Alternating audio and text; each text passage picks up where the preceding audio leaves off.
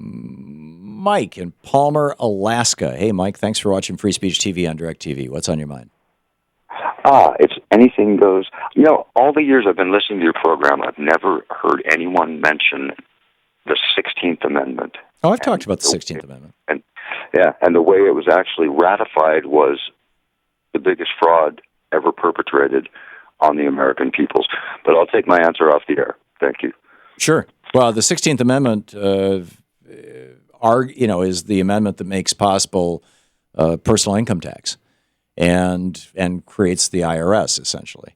And it was pushed through in the dark of night on just before Christmas Eve. And there is, to this day, an assertion that this amendment to the Constitution, which is the ultimate law, I mean, it's the top law of the land, didn't actually have enough votes in the House or Senate to pass. I forget which it was, and I believe the argument is that they were actually one vote short. But the president signed it into law. I think it was Wilson president back then? Or I forget who was president. Yeah, but I'd have to go back and look. But, whether that's true or not, it's sort of like, in 1886, the Santa Clara County versus Southern Pacific Railroad case, the Supreme Court did not rule that corporations are people. In fact, the opposite. If you read that case all the way to the end, you'll see Stephen Field wrote a dissent in which he said, "I'm very disappointed that my proposal that corporations are people was not agreed upon."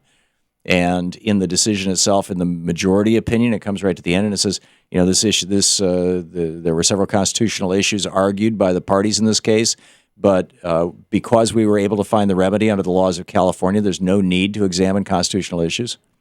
But still, if you look at Citizens United, or you go back to Buckley or you go back to First National Bank versus Bilotti, et cetera, you will find the justices citing that case.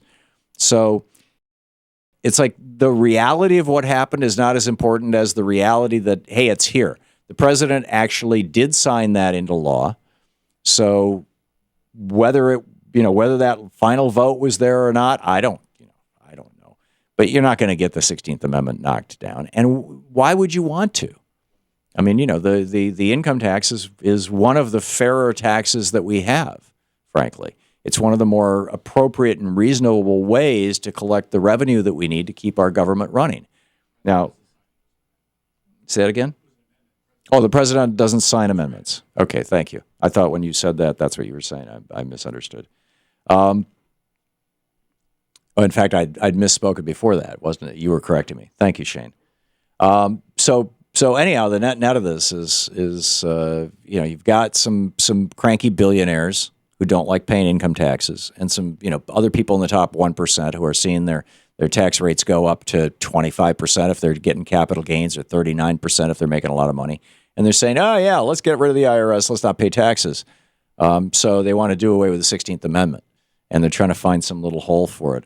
But if you're an average working person, the 16th Amendment is working to your benefit, because it is collecting more money from really, really rich people who can afford to pay that money than it is from you.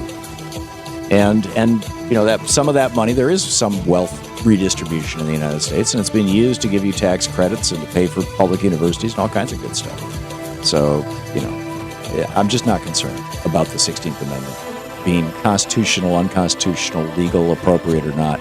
It's here. We've got it. We'll be back.